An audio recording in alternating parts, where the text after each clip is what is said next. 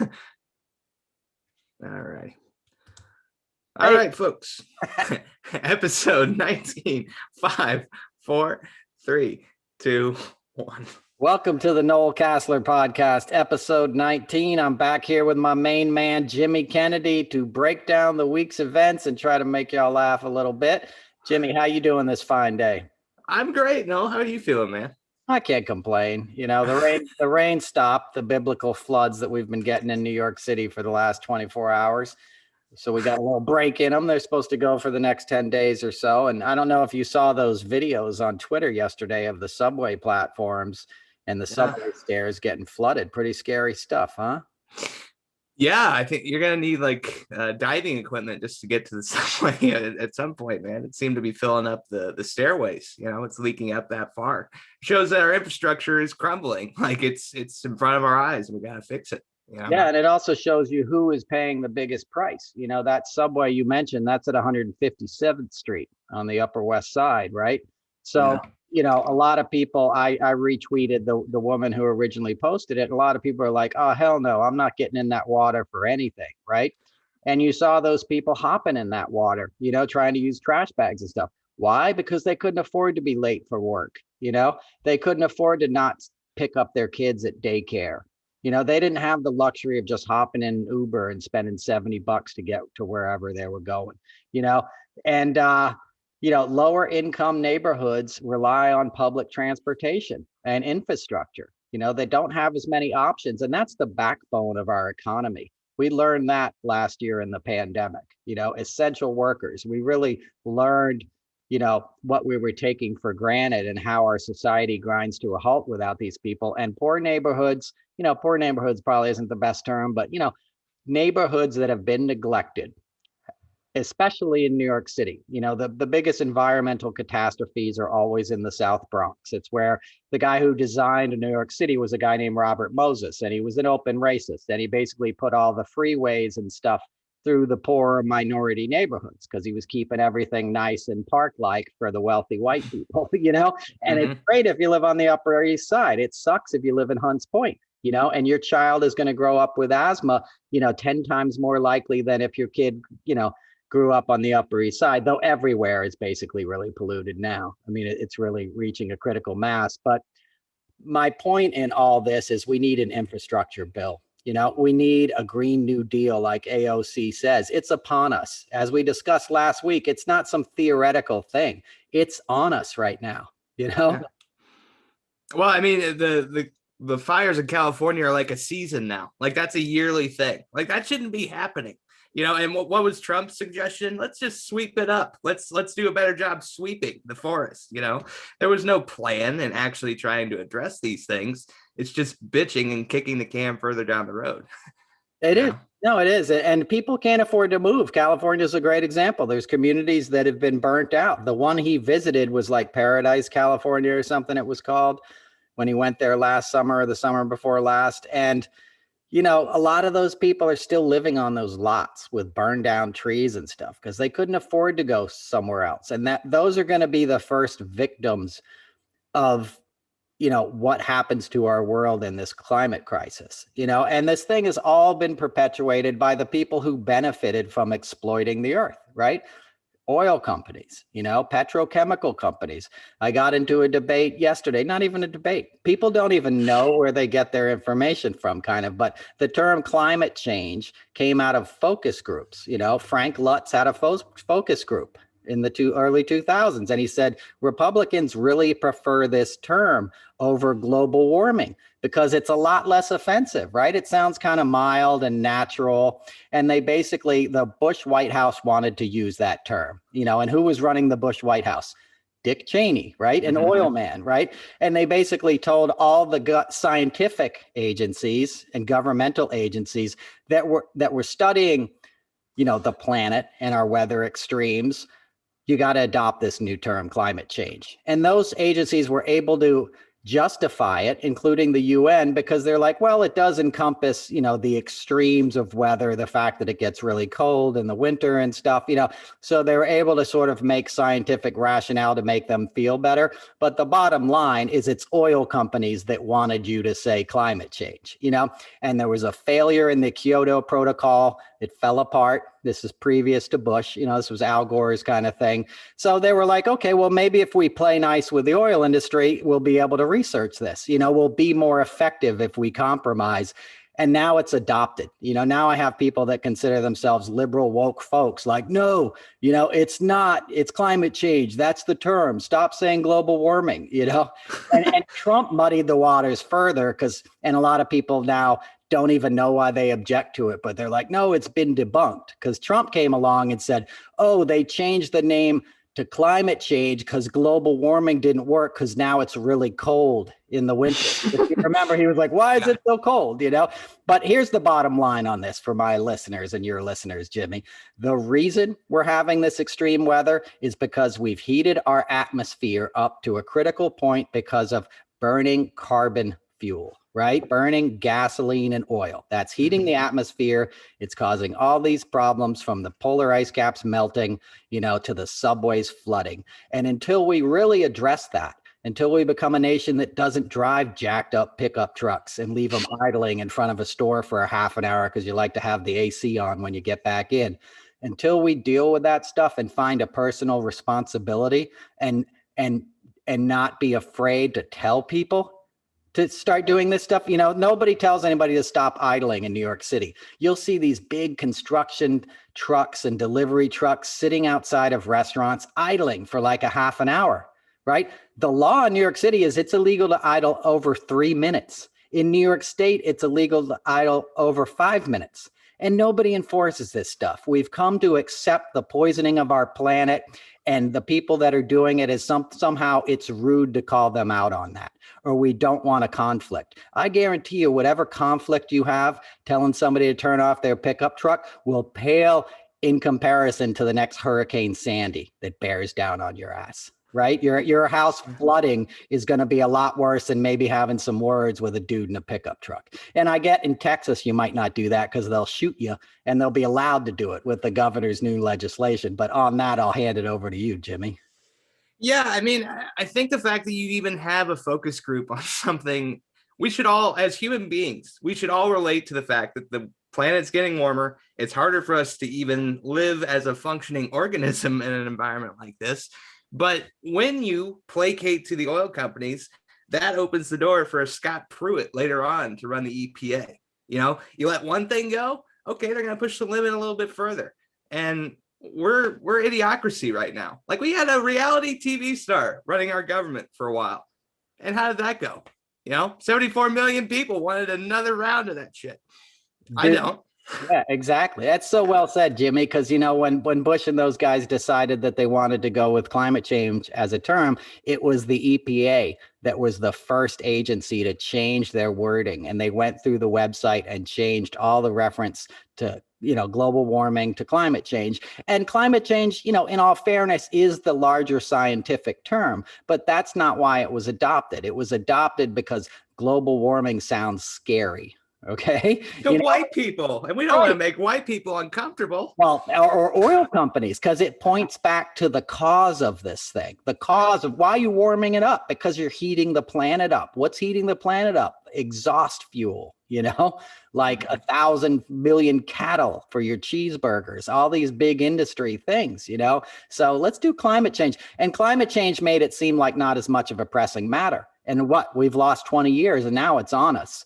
Imagine if I said the other day, imagine instead of fighting a war in Iraq for 20 years, we'd been fighting global warming, because we didn't accomplish anything in that war. I understand, to make the case that we had to go in there in the months after 9/11. But what have we done beyond those first couple of months, right? And it's not like we went in there and got Osama bin Laden and dragged him out. Right. It was the next administration 10 years later that got, because Bush and those guys didn't want to get their boogeyman. He was the reason they could set up these huge bases in Iraq and Afghanistan, and oil companies could make even more money. You think we use a lot of energy in this country? You should see what we use in our military.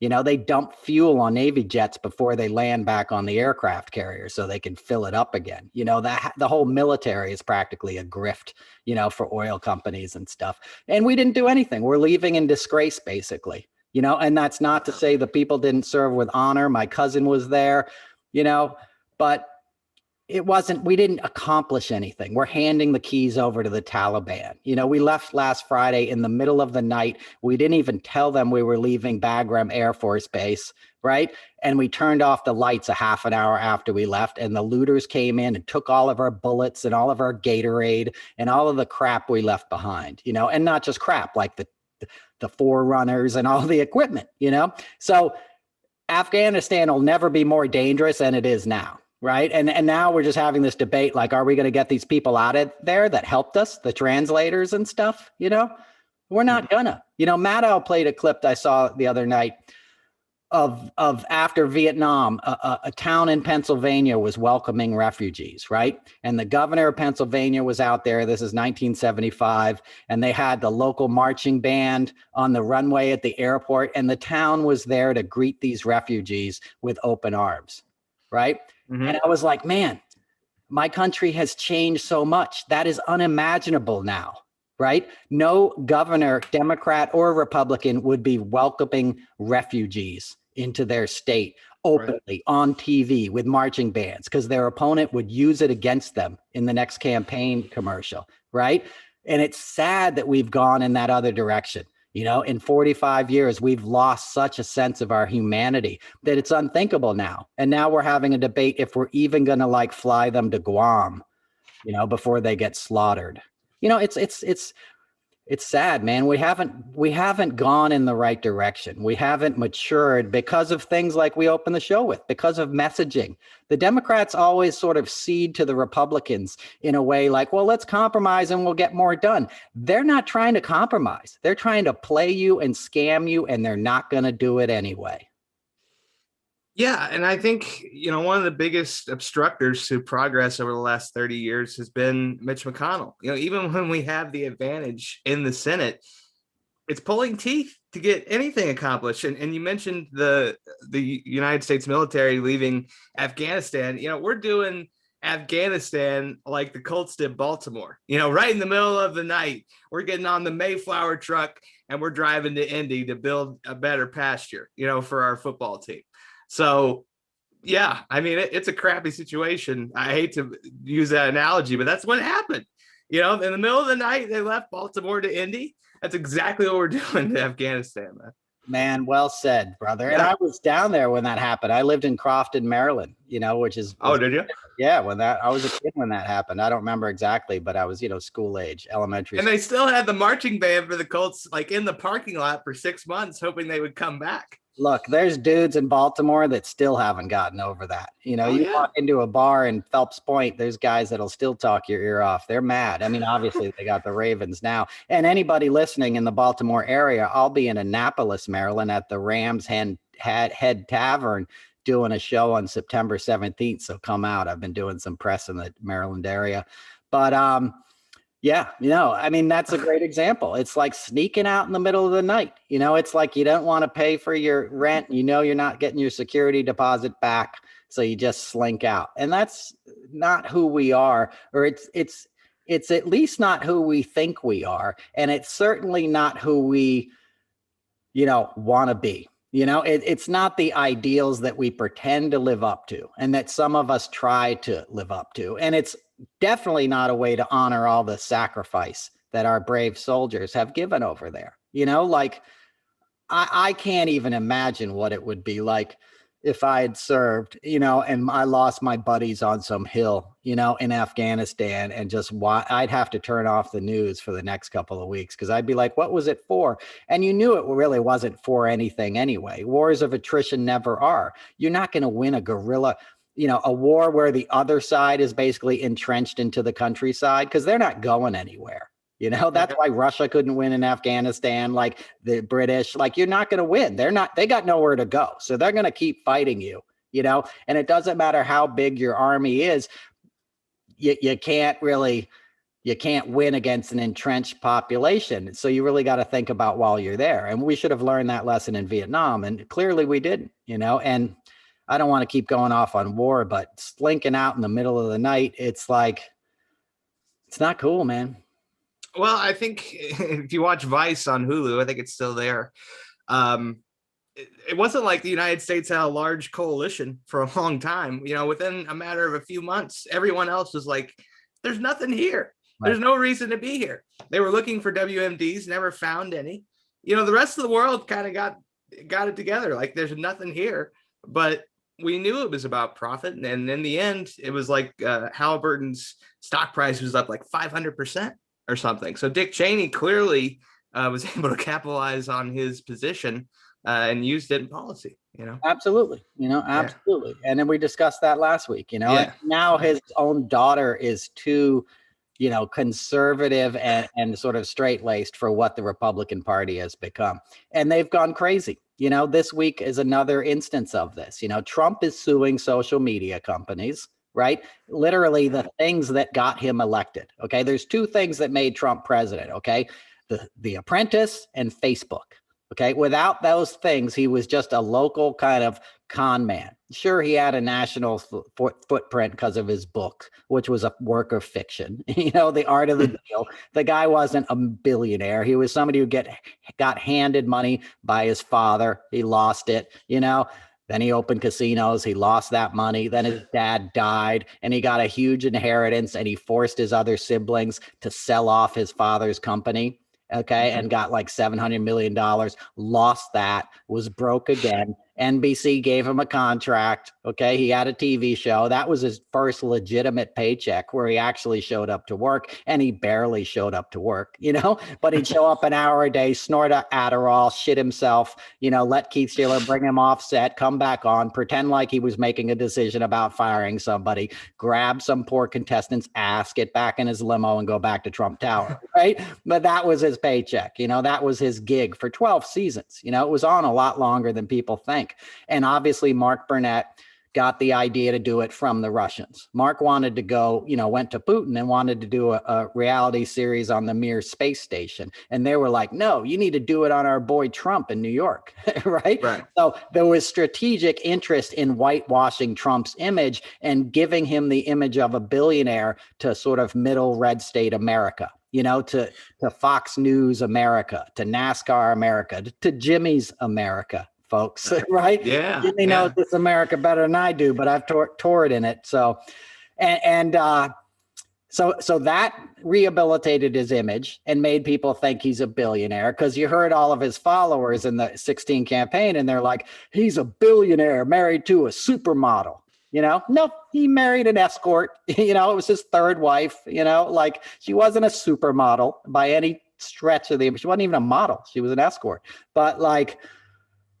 And then Facebook, right? And I've explained a bunch how Facebook put him in power. It was basically Jared was able to talk to his buddies that he went to college with at Harvard, who are now out in Palo Alto working at Facebook and stuff, learned how to micro-target people, and figured out, all right, we could actually like win this thing if we swing these districts, these sort of blue collar areas that had voted for Obama in the past, but culturally were more into a guy like Trump, i.e., suburban and rural white women, uncollege, non-college educated white males. So dudes that had voted for Obama, but also had a pickup truck and a gun and a couple of Kid Rock CDs, They were able to find out these people, and you only needed to swing 77,000 of them in these districts, in Wisconsin and Pennsylvania and Ohio and stuff.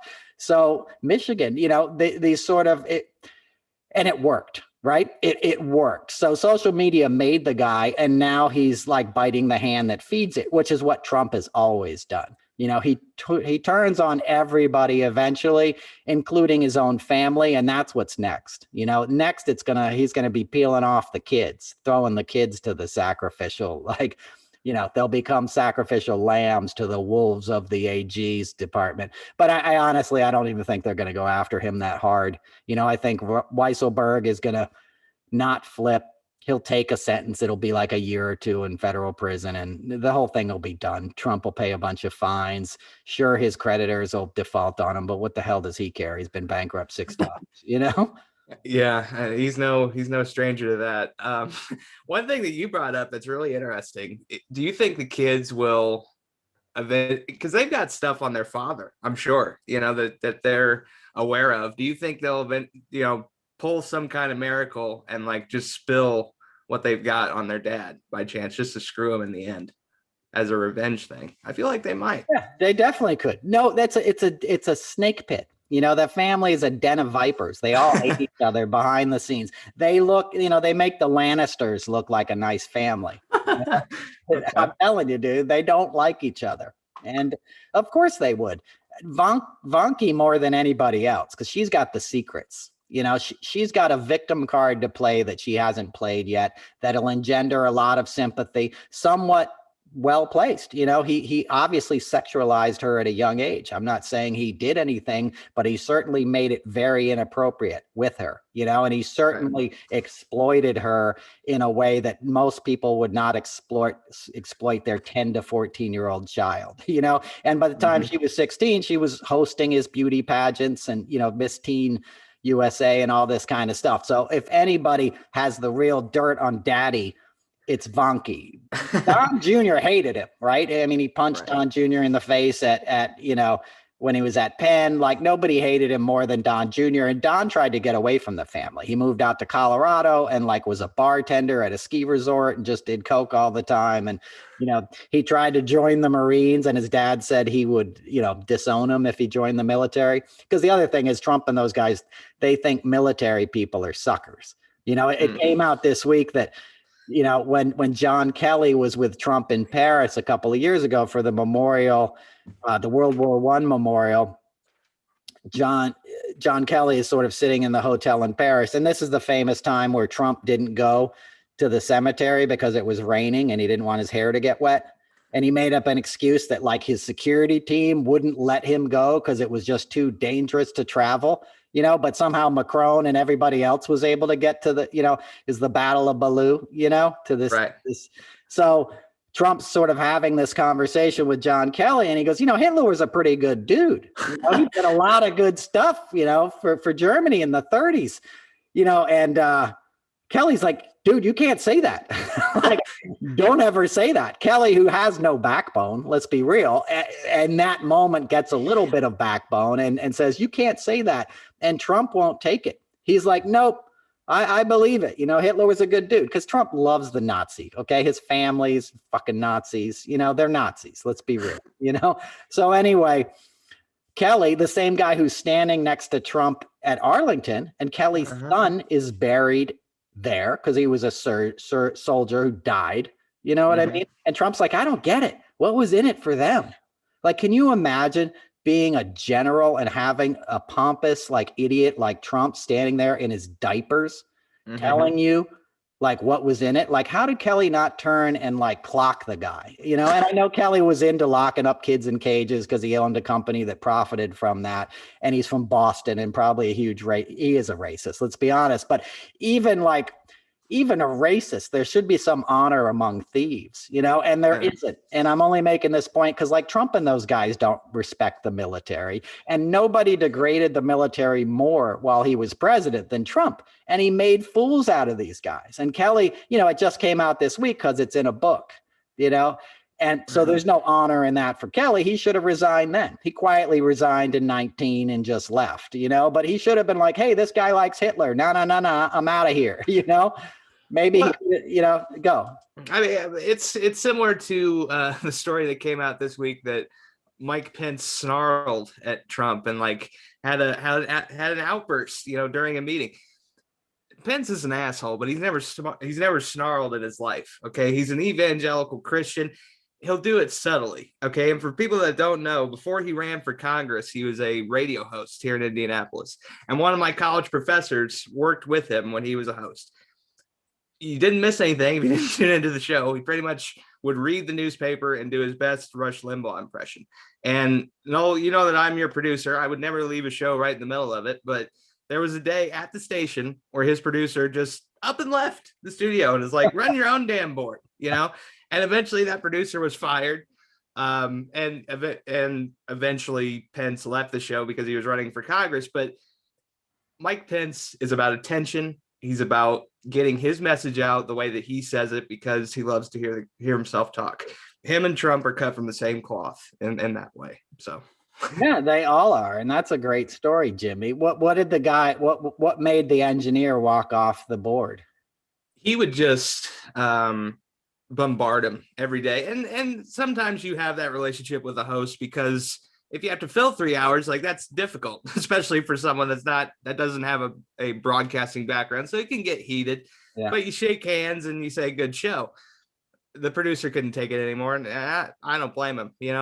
Mike's got a multi-million-dollar home he can relax in. That's about 20 minutes outside of a PGA level golf course in Indy. So he's doing just fine. Oh my God, that's hilarious. Yeah, and they're all grifters. It came out this morning as a story I've been following a long time. Mike Pompeo, Secretary Fatback, as I like to call him, like, we all knew he was grifting with these things he called the Madison dinners, right? So when he was a State Department, and he was the Secretary of State, he and his wife would have these parties, at the State Department, and the parties only existed for his donors. So he'd bring all these people that he was hoping that would contribute to his presidential campaign, which he hopes to launch, next year. And he would invite them to DC, and they'd have these parties in the State Department in Foggy Bottom, which is where it is in DC, right?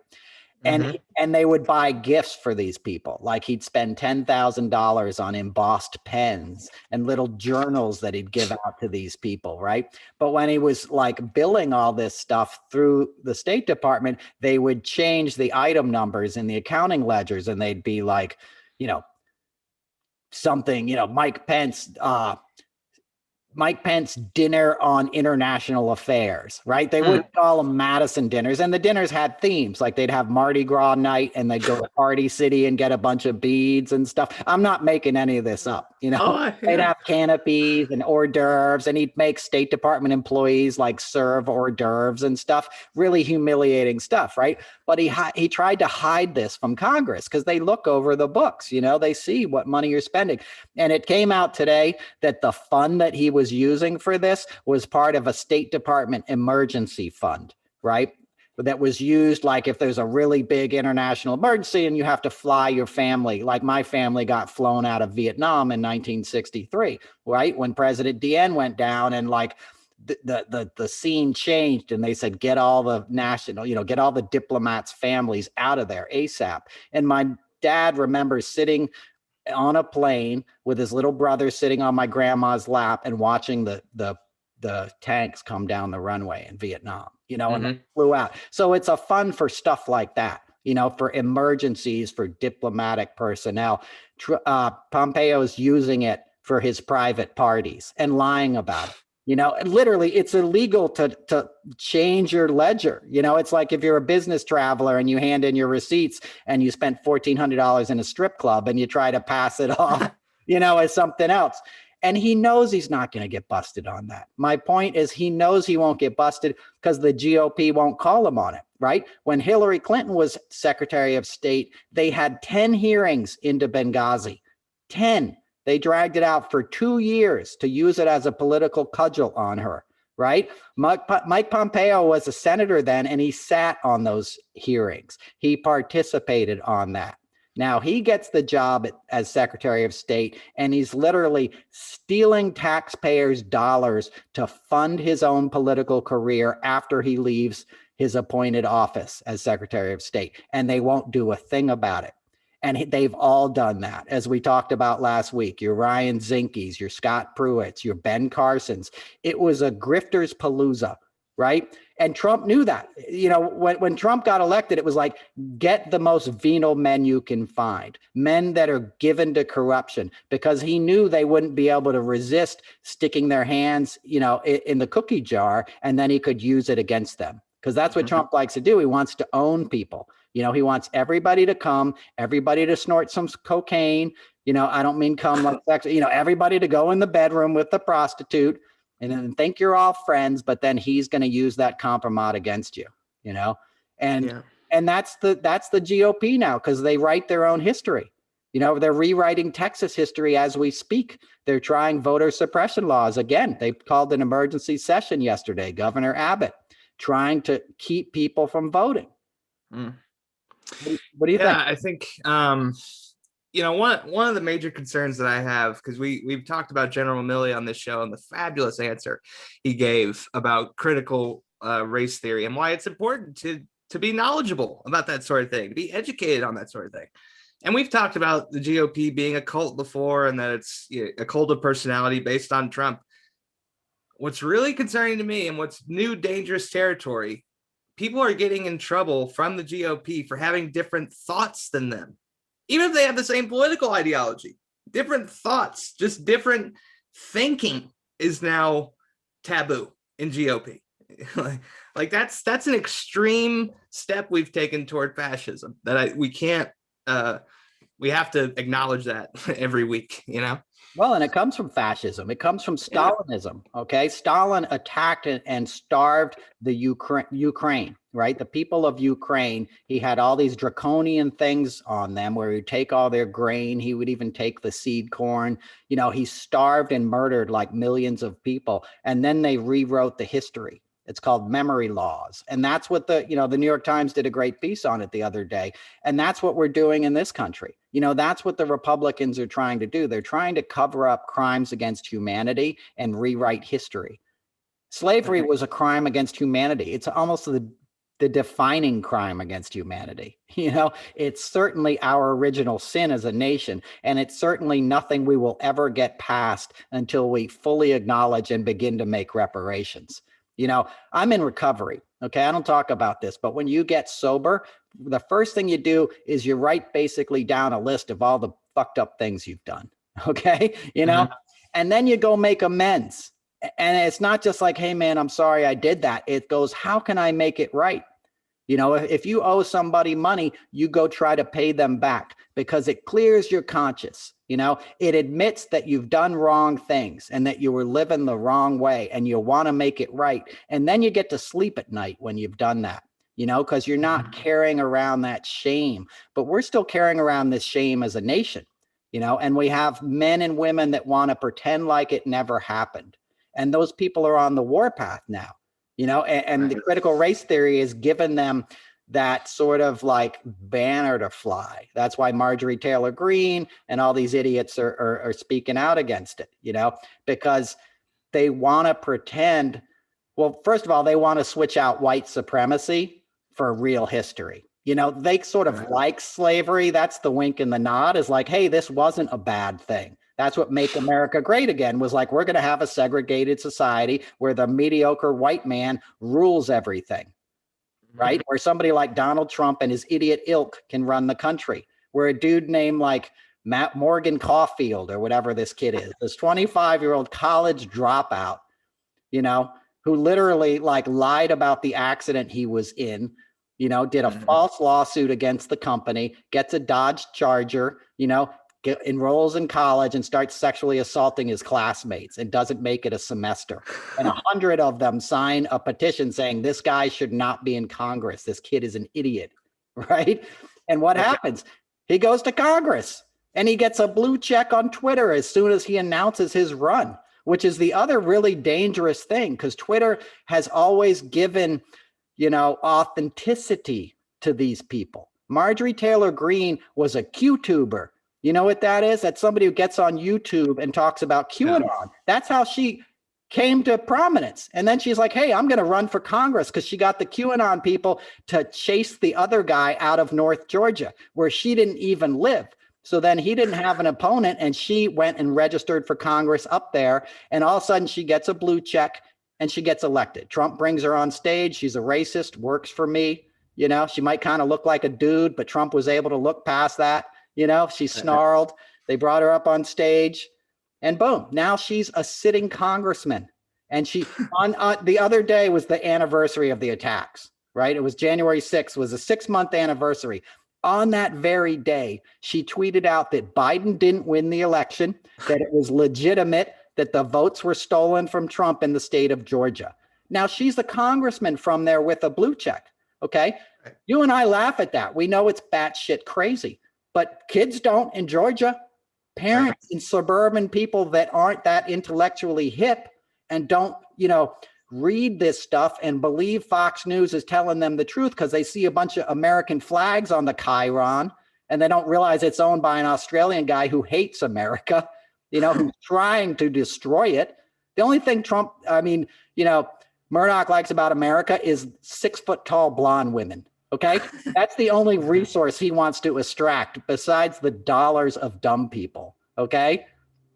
Yeah. I mean, if there's anything more clear about Trump, he clearly doesn't like America. If he did, he would try to marry one every once in a while. All of his wives are from outside the United States. And yeah, I mean, it's just crazy. And, they continue to watch this content knowing that it's ignorant and that they're not learning anything. It's just an effort to keep white people distracted from what's really going on. They just throw wrenches into stuff so that they buy more time. We've talked about that before. It's all about extending the grift and buying more time.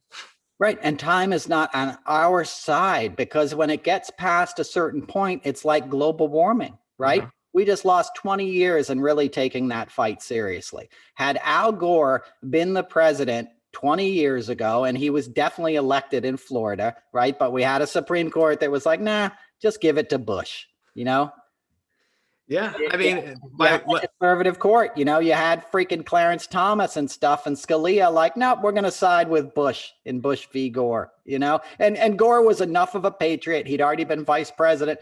He was like, all right, I'll step aside for the good of the nation, because he saw what was, what was doing to us. And a lot of that was manufactured. It was the Koch brothers that were paying for the Brooks Brothers riots, as they called them. That was the first kind of precursor of MAGAism, was like paid agitators going down and trying to disrupt the counting process in Miami-Dade County. And it worked because it made all the headlines and it put a bunch of fear into the American psyche. And more importantly, it put fear into the stock market. Okay. So people got on the phone that really count and really call the shots, the real ballers and shot callers of this country, which aren't the politicians. It's the Carl Icahns, and the Larry Finks and the guys that control these big hedge funds. They get on the phone and they say, hey, dude, you guys better do something about this. This is December now, make a decision. Right. So the Supreme Court's like, let's give it to Bush. There's a lot more money to be made with Dick Cheney as basically president than Al Gore. And then what happens? A year into the thing, we're in 2 wars that went on for 20 years and bazillions of dollars were made for oil companies. And we lose 20 years of fighting climate change, and we degrade the American consciousness to the point that now it's not even like, forget about getting half the country to conserve energy and recycle. You can't even get them to wear a mask, right? They're driving pickup trucks that belong on the battlefield, 20 feet in the air, going down the highway, getting 10 miles a gallon. You should be driving cars that get 60 miles a gallon. You should be driving tiny little cars like they do in Europe, where they've been paying $6 a gallon for 30 years. It's not your God-given right to pay $1.60 a gallon of gas. Well, and when I was in elementary school, I can remember when the original Hummer came out. Okay. And these are straight out of the factory, could roll into a battlefield at any time. Right. I think that on the highway, it got like 5 miles a gallon, the original Hummer. What's the point of that? That's just a carbon box traveling down the road at that point. You can't even carry anything that you'd want to carry in a Humvee. It defeats the purpose. I know, but it was, I remember that. I remember when it came out. I was in my early 20s, and a friend of mine, a journalist, did a piece on them. And, and that was, again, it was a harbinger of things to come. Because then you had the toxic masculinity and the militarized industry of the 2 wars post 9/11, right? Because you had all this surplus equipment. So then they started giving it to local police departments. All of a sudden, local police departments had, the accoutrements of battlefield, missions, right? They're driving into your neighborhood in Milwaukee now in a big armored vehicle. And the dudes have, helmets and flak jackets and big long rifles and stuff. That was all surplus material from our army, from our military services. They had extra and they're like, what should we do with it? Well, give it to the police departments at home. No, don't do that. The police departments are not a military occupying force, but they became that. And if you get that stuff, you want to use it. Oh, we're going to do a drug raid tonight. We think there's a drug dealer in this condo over here, and it's a nurse. It's Breonna Taylor. And we still don't have justice for her because these guys get jacked up on all this insanity. And 9/11 was part of that. The people that were not 9/11, the incident, but the reaction to 9/11, the conservative, jingoistic, we put a boot in their ass. That's what Americans do. All this bullshit that made my skin crawl. And 9/11 happened in my neighborhood, bro. It happened to my friends. I smelled the bodies burning for months. My friends worked on the pit and died of cancer. My friends died that morning. Okay. It was as local a story as you could get. It had nothing to do with some jackass down in Nashville making a video and all this other crap. Okay. But it's easy to manipulate people with that stuff. And then it quickly became big business. And all of a sudden you could have a pickup truck like that at home. And now by Trump years, and Trump wasn't even in New York City in 9/11. Everyone knows that he called up the radio stations and stuff and said, now I have the tallest building. Okay. He was down at Mar-a-Lago with another couple. Okay. He wasn't even in the town and he's lied about it. At one point when he was president, he said he went and worked on the pit. I was down there helping the first. No, you weren't. And none of your kids were down there. You never saw an Ivanka Trump down there handing out water. My friends were down there. You know what I'm saying? I was up in Woodstock for the first couple of days, and then I wasn't down there. I was on the Upper East Side, but and I've told those stories. I lived across from Rudy Giuliani, and for months after, he would come home every night with a mask on his face, even though he was telling everybody else the air was safe to breathe, and it clearly wasn't, because it would come up the East River at night, and it's a million computers burning and a million office chairs. And a million pieces of plastic and asbestos, because the buildings were built in the early 70s, like it was as much of a toxic waste dump as you could imagine. And Giuliani's like, nope, it's all good. Go back to work. Okay to open up the elementary school across the street. You know what I'm saying? Yeah. They're all complicit in it. They don't care. And I think that, I started, I don't know if you watch this show. It's on Hulu if anyone's interested. Rescue Me. It's got Dennis Leary. He wrote it. It's about the daily lives of firefighters, and it takes place right after 9/11. And, it talks about the daily lives and struggles of what they do day to day. And there's a character on there that he has to take a second job as like a bartender to help pay for his wife's medical care. A firefighter shouldn't have to do that, especially after being involved in something like 9/11. But our government benefited from the attackers being from the Middle East. It's much easier to profile somebody that's got a turban on than a white guy. That's what's scary about things now.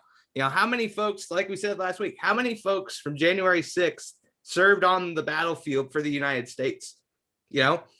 All of those guys are trained to kill people. That's what soldiers do at the end of the day, guys. It might be in the name of freedom, like they say in Fox News, but that's what they are trained to do. And they're carrying weapons that are designed to kill people. Like that's just a fact. They're not carrying around pistols. You know? Exactly. And you remember when we did the special episode with our friend Nick, my buddy Nick, who's my lifelong friend, who was an NYPD cop, and he worked on the pit and got this rare form of like lung cancer. He's still alive. It's some weird thing, right. And he had to retire with disability and stuff. But he was on the pit, and he was a cop, as a beat cop, and then he was like on a task force and stuff. He was a decorated police officer. And he told you he saw the change after 9/11, because we were roommates in 89, right? And he became a cop probably in 90, 91, 92. And he told us on the show, he said, look, a lot of these guys are coming from the battlefield with PTSD. They're not in the community. They're seeing it as an aggressor. They're reacting the way, you would on the battlefield. Basically shoot first and ask questions later, which is unfortunately how a lot of that stuff goes down in war, and I'm not going to get into all that, but, in those wars, crimes were basically celebrated. You brought in Blackwater and Eric Prince and all these mercenaries, and they would slaughter a bunch of people, and they kind of got in trouble. And then Trump came along and, pardoned them all and gave them medals. And now Eric Prince is basically running our country, behind the scenes. He's about the most dangerous person on this planet, and he was given all the access and all the money during the Trump administration. He was literally hired to be an operative and get, dirt on Trump's opponents. Okay. He had a ranch in Wyoming where he was training like Israeli Mossad agents and ex-British special forces guys to to ingratiate themselves amongst Democratic candidates and their staff and try to disable their campaigns. Okay. That's as paramilitary guy as you could get. And his sister happened to be hired to dismantle the education department, Betsy DeVos, and they're both Amway heirs. So they're both billionaires to begin with, and I guarantee you they got a hand in what went down in Haiti the other night, and we probably don't have time to get into Haiti, but talk about, a nation where the U.S. has never done right by the place. Okay. And my grandma and grandpa, step-grandpa built schools in Haiti, spent a ton of time in Haiti. They're heartbroken now. They were down in Haiti a ton. And we have a lot of family friends from Haiti. I've never been there. I've done a lot of benefits. I know Wyclef, after the big hurricane, we did a big benefit in New York that George Clooney put together. And they never recovered. Haiti was never rebuilt after that hurricane, which was well over 10 years ago. It was probably 2009, 2010 or something. It never recovered. And now they're basically leaderless, and some kind of death squad came from outside of Haiti and assassinated their president. So my point in all this is, we've always messed in the affairs of other nations. It's been a little bit more on the DL in times past. I talk about Iran-Contra and stuff. That stuff makes probably what went down during the Trump administration look like child's play. We have no idea what Eric Prince was up to in the Seychelles before the 2016 election, but he was over there meeting with Russians, and the Russians are more than anybody are pulling the strings of Trump. And now they're pulling the strings of the entire GOP. Okay. We just talked about memory laws. We just talked about Texas now making it illegal to teach what really went down at the Alamo. Okay. And it wasn't a bunch of brave Texans fighting off the aggressive Mexicans. It was a war to continue to have slavery. Slavery is built into the Texas Constitution, their state independent constitution, and you're not even allowed to mention it in Texas. You're not allowed to tell the people truth, but you're allowed to carry a gun without a permit. Somebody walked into a bar in Texas yesterday with a handgun, walked up to a booth and shot 2 people dead and shot himself. Okay. That's horrific. Okay. And the governor's not going to do anything about that. He's making it as easy as possible to do that as many times as you want. Okay. Well, yeah. And here's my problem with something that horrific. Obviously, the victims are the biggest victims in that is the ones that were shot. But think about being in a bar like that and seeing something like that go down. I would be scarred the rest of my life if I saw that happen in real time, and I mentioned Andrew Luck and how he was emotionally broken when he retired. It's similar. What we're going through is similar to what Andrew Luck went through after his first few years. It's okay, I'll take a few hits for the team and we'll still win. After a while, you get traumatized to the point that you're like, no, I don't want to do this anymore. And I think that's, we're broken as a people in America. And it's okay. If we admit it, that's how you fix things, is admitting there's a problem. Absolutely. It's like I was saying in recovery, Yeah. You make a list, you do a 4-step and a 5th step, you figure out what your defects of character are and how you remove them. And we need to do that as a nation, and one of our defects of character is an addiction to guns and violence and feeling like it's your constitutional right to have an AR-15 and 15 rounds of ammo or 15 ammo cases or something. On the 4th of July, somebody was staying in a hotel in Chicago. Okay. Those hotel rooms weren't getting cleaned often because of COVID. Okay. But by the grace of God, a cleaning person let herself into this hotel room to clean it. And she noticed that next to the window was a big, AR-15 long rifle, like on a stand, loaded, also with a handgun and 5, cases, magazines of ammunition, right? It was facing down onto a park where they were going to have a 4th of July celebration. Okay. So she tells, her boss, and they come in and take the guns and they arrest the guy. Okay. He got out of jail 2 days ago on $1,000 bond and got to go back to Wisconsin. Okay. That guy was clearly going to be an active shooter. He was clearly going to assassinate a bunch of people on the 4th of July.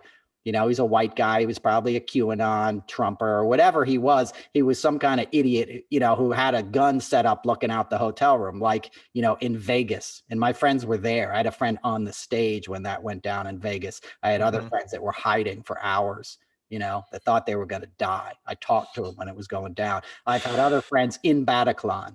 My friend Helen had her boyfriend die in her arms. He was the merch guy. He sold the T-shirts, for Eagles of Death Metal. She sat there for 5 hours on the floor with terrorists walking around above her with guns, trying to give her boyfriend CPR, and he died in her arms.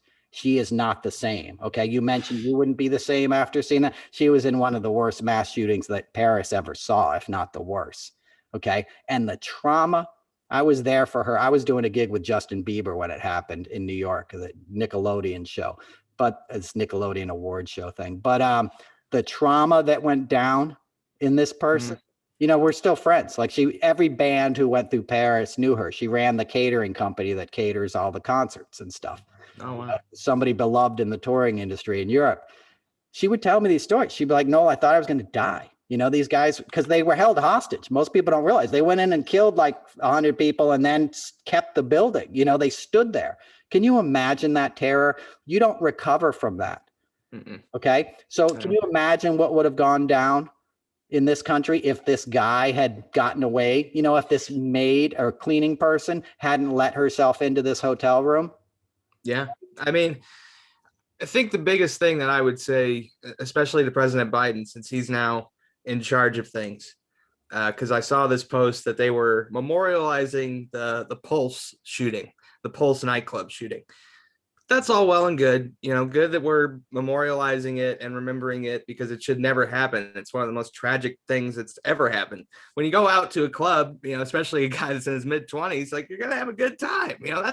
That's what you anticipate, not to be shot in a place like that. But my point is, stop memorializing stuff. Stop giving us official holidays. Actually change the fucking gun laws and hold these people accountable. Because if you don't, there's no point to it, man. Jason Aldean was on stage as the dude was opening fire and had to run off. We don't have any freedom anymore if something like that happens. I know. And now the Republicans, they're running for office as the secretaries of state in all these states because they know they can overturn the elections. So even if Biden does some kind of, assault weapons ban like Clinton did, they're going to ignore it. As I said last week, in Missouri, they make it illegal to enforce gun laws. Guns and racism will be the hills that the Republicans kill us all on. I won't even say die on, right? Because they're being taught by the Russians. There's a reason that all those senators went on the 4th of July. Ron Johnson and all these guys went to Russia and Moscow on the 4th of July. They're learning about things like memory laws. They're learning how to change the truth about your country so you can continue to lie to your people and manipulate them and wield incredible power over them. And that's what they use these items like guns for. Guns don't make you safer. There's absolutely no science to back that up. There's never a good guy with a gun running in and stopping everything, right? We had all the Q nut fuckers in the Congress that day, right? Morgan Caulfield bragged that he had a gun in his wheelchair. Did he do anything with it? Did he turn into Roller Rambo all of a sudden, right? Take him out? No, he probably shit himself and got pushed out of there, like people do. If you're not trained, you're not going to do anything that's going to help with a gun. You're just going to make it harder for law enforcement when they show up, because they're not going to know who the good guy and the bad guy is. You can't do anything about it. That's why you don't give people assault rifles with like high capacity magazines, because you can't protect against that. That's not meant to be in a civilian situation. That's meant to be in a jungle somewhere. You know, those guns were invented to shoot through heavy brush, because there's jungles in Southeast Asia and they don't know who they're shooting at. So they just want to be able to take away all the foliage and hopefully get the people, you know, behind it that are just trying to protect their homeland and don't know why a bunch of 19-year-old Americans are there shooting at them anyway. And neither do the 19-year-old Americans. You know, they're just going because somebody patted them on the back and said, hey, you're not a hippie, you know, put on this flag and go over there and kill people and make the black guy walk in front in case there's a, you know, a landmine, he'll get blown up first, which is what we did in Vietnam. Mm-hmm. You know, the military was segregated well after, you know, World War II. So you know, they don't want people to know that. Okay. You don't want to know what we're operating with. So it's easier to manipulate people with jingoism and with, you need a gun and you're a good Christian. This was founded by Christians. You know, no, it wasn't. The thing that made America great was immigration. Okay. Before that, it was a bunch of white dudes who didn't want to work. So they brought enslaved people over there and made them work the fields, reaped incredible amounts of money because there was so much natural resource that they were able to steal from the people they slaughtered, the Native Americans that they took the land from. So then they start cutting down all the trees and shipping it over to Europe, because the trees have been growing for 500 years and they're these huge pieces of cherry and, you know, maple and oak and all these hardwoods. So they're shipping them back to Europe and making a fortune. And they're like, this is a great way of life. And then they're like, we need more workers. Let's build a railroad. Okay, bring Chinese people over here, but make them build the railroad and have no rights, right? Yeah. You know, let's bring the indentured servants. Let's get some Irish and Italians over here to cook and clean for us for a while. But let's make them work off their passage and live in that little shack down the road. And if they start to question us, let's let them know that they're better off than the black folks, you know, and let's make them hate the black folks instead of hating us. And that's that same pattern that you see in American society to this day. That's what Tom Cotton is trying to defend. That's why the Republicans are gerrymandering their districts. Little Dan Crenshaw is not going to get elected in a fair fight. He's got to cut out the district all around Dallas and then make a cartoon video of him hopping out of a plane. Where was he on January 6th? He wasn't kicking ass and taking names. He wasn't there. He wasn't even there. Right. He was on the ramp going up the stage to talk with Trump, man. He was on the main ticket that day, wasn't he? He was giving speeches. I think he was in Texas. I don't think he was. Oh, well, I don't mean to put him there at the events if he wasn't, but he was clearly in support of it before. And, you know, we've talked about how like General Milley used to be the Republican avatar for the GOP. The avatar now for the GOP is like Rex Kwon Do from Napoleon Dynamite, the guy that wore the USA pants, you know, and bow to your sensei. You know, that's the guy. that's the GOP, you know, an over-characterized, deep-fried piece of crap. That's what they are, you know, at this point. And what we've done, we've turned the GOP into a McNugget. You know, we say it's a chicken thing, but it doesn't look like it, doesn't act like it, and it's not good for us anymore. It's poison. It's poison, and it's poisoning our planet, and it's dangerous because there's 100 Trumps now. You know, for once it was, you know, for one 4-year stretch, it was basically one guy and a bunch of morons that were looking up at him in awe. You know, your little Jim Jordans and your Matt Gaetz, you know, all these guys that still aren't being held accountable. Jim Jordan is still in a gerrymandered district. Matt Gaetz has probably got a phone contact list still full of teenage girls. He's still snorting coke every night, right? He's still not in jail, you know, and everyone's like, well, they're building a rock solid case. Do it already. Arrest the guy. I'm sick of hearing about, oh, we're looking for this other January 6th guy. I don't care. You've arrested 500 of those guys. They're the foot soldiers. Go get the generals. Okay. Get the guys that really did this, but that's not what they're going to let us do. There'll be no real January 6th commission. Okay. And then come the next election cycle, you're going to have 20 Marjorie Taylor Greens and think you're going to get anything done then. You better think again. It'll be too late. The environment will be coming down on you. You know, all these things that they paint now as socialism and critical race theory. They'll lock this place down and you won't be able to do a damn thing about it. And that's not a very positive sentiment for a comedy show, but that's how I roll, folks. If you come see me live, it's a lot different. Then I'm going to tell you a positive story because you brought it up, Jimmy. We're running out of time here. I'll let you talk in a second. But, you know, you said we need hope and we've gone through this traumatizing time. And we were talking about 9/11 a lot. And I had an office at the time that I worked at that was like 40th and Madison, and Grand Central Station is the big station where, you know, I would go in and take the subway to the Upper East Side every day after work. And in the months after 9/11, you know, New York was somber to say the least. And you'd walk into a bar or something and no music would be playing. CNN would just be on the TV kind of low and everybody would talk in hushed tones. It was just obviously there was just a pall over the city, right? And in early November, I was walking in the evening. It was about 5:30, 6 o'clock.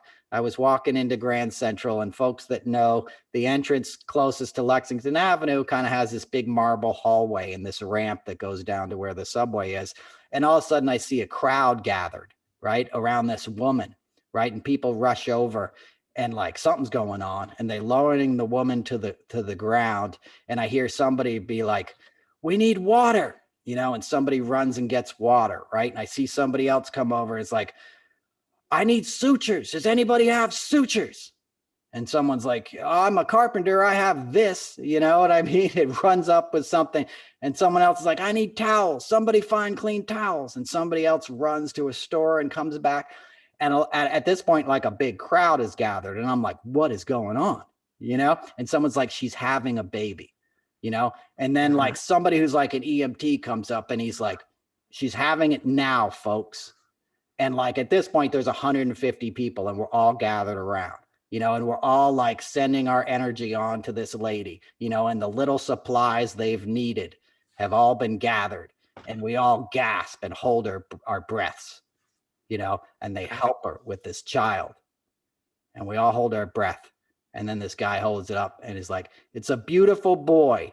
And we hear the cry and it echoes through the marble hallway and 200 people started clapping, dude. I'll start crying right now, but like 200 people just started clapping, you know, because we couldn't handle another bad thing.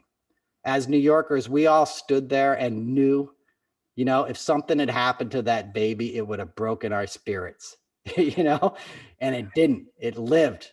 You know, and then the ambulance showed up and they took her out and we're all crying and clapping and stuff. And it was in that moment that I realized sort of we were back as a city, you know, that we turned a corner, that miracles also happen, you know, amongst the destruction, you know, and that's the human spirit. That's life going on. That was another blessed baby in this world, you know, and ironically, they were immigrants, you know, I think they were from Latin America or Mexico or something, which was wonderful, you know, which only made the story better because that's what this country stands for.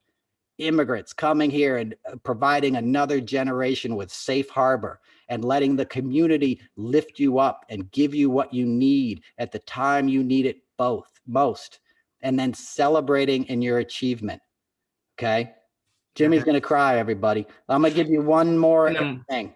Zaela Avant-Garde. I'm probably saying her name wrong, but she's this wonderful young woman, girl, whatever you call it, you know, who won the spelling bee. She won the script spelling bee last night, you know, and the moment she wins, they give her a big trophy and she does this funny dance, you know, like spins around and twirls, and you can just see the joy in her, you know, and then they hand her this trophy and she's holding it. And in this moment, as all the confetti comes down, she's just kind of whimsical and just kind of like grabbing the confetti in her hands, you know, and she has this satisfied look on her face. And it's not one of arrogance, you know, it's just one in terms of like, I did well. You know, she was happy with herself and you could see it in her eyes. You could see that love in her eyes and you could see that she got the opportunity to achieve something great, you know, and that's a wonderful thing. And you should want that for everybody's children, Those moments are rare in life, and we all need to celebrate them. And her winning that thing is a perfect example. And she's from Louisiana. You know what I mean? And she doesn't look like everybody in Louisiana. Do you know what I'm saying? Or what Yeah. some people go. She was outstanding in the best way. And I think here's the thing that I would love to change about America. We are almost toxically individualistic. We say pull each other up by your own bootstraps, and all these different things that we've been told throughout our lives. It's okay to ask for help. You're not in this by yourself. Do you think this country was built by individual people trying to get their little piece of whatever this country is? It doesn't belong to you or I as much as it belongs to anybody. It's our country. We're trying to build it into something better for everyone. So I know that kind of summarizes what you were saying, but we need to stop with this like leave me alone hermit mentality, which wasn't helped by the pandemic, but you need people, and we can fix it, and it's going to be a lot easier if we do it collectively. Absolutely. Isolation is a killer, and we're a community. It's like I said on one of the early episodes, you look at a fish, he's swimming in the water and you see the sunlight catch it, and then you see a rainbow, appear on the side of the fish. Each one of those scales on the fish is adding a different color that makes up that rainbow, and when the sunlight catches it properly, it's part of this larger organism, that's swimming free and reflecting beauty back into the universe. That's what we do as a nation as our best, and as our world as our best. The best things about life are the diversity. Nature is interesting because there's a gazillion species. Humanity is interesting because there's a lot of different flavors and things to learn. It's not a threat, it's a blessing. I want to learn about your culture. I want to try your food. If you're eating it, it's good. It's the same way with music, with dance, with everything. People don't do things that don't feel good. Let them teach you about their culture. Let them share it with you. It will make you better.